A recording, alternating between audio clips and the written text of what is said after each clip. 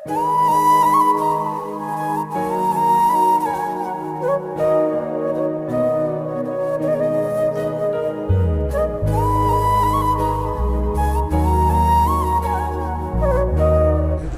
Party के नेता ने, कांग्रेस पार्टी के नेता ने और किसी पार्टी भाजपा के नेता ने, किसी जिनकी सरकार है, उन्होंने किसी आदमी को भेजा मदद करने।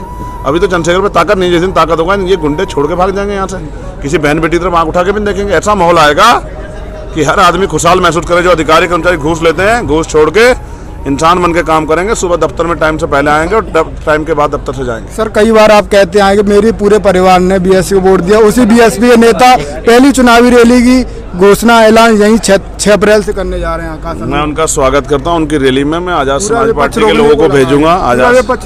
मैं खुद आजाद समाज पार्टी के लोगों को उनकी रैली में भेजूंगा, जिससे कि उन्हें रैली में नहीं, समर्थन में उनको रैली में महसूस ना हो कि भाई भीड़ कम है।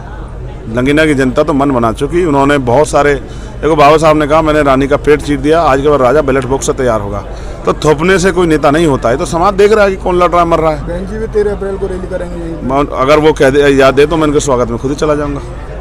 मैं तो हमेशा उनको बड़ा ही मानता हूँ। रैली का स्वागत करेंगे? नहीं, मेरी तरफ से पूरा स्वागत है। और वो मुझसे याद दे तो मैं उनकी रैली में जाऊँगा आशीर्वाद लेने के लिए। तो सपा बसपा और आपसे अलग लड़ने से कहीं ना कहीं बीजेपी को तो फायदा होगा। जनता सब देख रही है। जनता फायदे जैसी जगह नहीं छोड़ेगी। आप बताओ, आप मीडिया के साथी हो, यहाँ चुनाव किस किस के बीच में आप और मैं जानते हैं। यहाँ आजाद समाज पार्टी और भाजपा के बीच में चुनाव है। जो तीसरे चौथे विपक्ष को वोट देगा अपनी वोट ही खराब करेगा, नहीं करेगा। तो जनता समझदार है। जनता तो अब ये देखते हैं कौन आदमी जीत रहा है, और सबको पता है, धरती बोल रही है। जितनी मेहनत हमारे नेताओं ने यहाँ की है जमीन में, बब्बू और तमाम हमारे साथी नेता जो यहाँ मेहनत कर रहे हैं, आलोक भाई और सब लोग, 650 गांव तक मैं खुद चला गया और कोई गांव ऐसा नहीं बचा जहां हमारी बूथ कमेटी संगठन ना हो। और गांव में नेताओं को बैठना नहीं दे रहे हैं। पैसे दे के लोग प्रोग्राम करवा रहे हैं, कुर्सी भी अपनी दे रहे हैं। लेकिन हमारे यहाँ लोग लड़ रहे हैं कि हमारे गांव में नहीं आ रहे, हमारे गांव में नहीं। मैं हाथ जोड़ जोड़ के जान बचा रहा हूँ कि चुनाव के बाद आ जाऊँगा।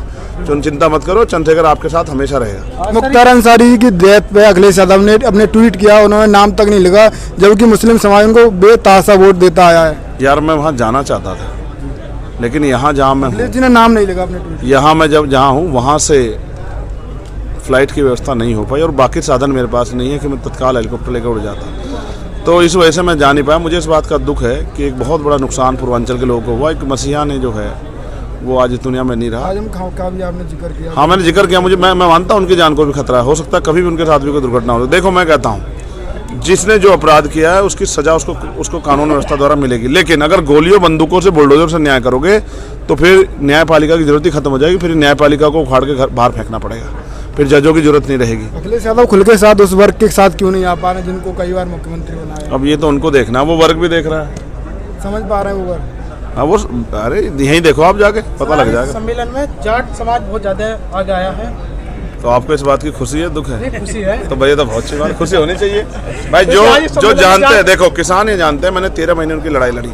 और जब पहलवान बेटे को एक जाति की बेटा बता के अपमान किया, खींचा गया, चंद्रशेखर सीना ठोक के खड़ा था, उसके ऊपर गोलियां भी चलाई गई। तो वो समाज भी बहुत स्वाभिमानी समाज है।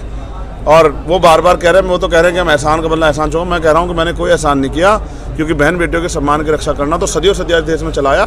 और हम तो हमारे महापुरुषों ने सिखा। बाबा साहब ने कहा, मैं किसी भी समाज की तरक्की उस समाज में रहने वाली महिलाओं की तरक्की से मापता हूँ। तो हमारे यहाँ तो महिलाओं को देवी की तरह पूजा जाता है। तो बहन बेटियों का सम्मान करना हमारा कर्तव्य है। इसको मैं एहसान नहीं मानता और मैं इस काम को हमेशा करता रहूँगा। धन्यवाद। ठीक है सर।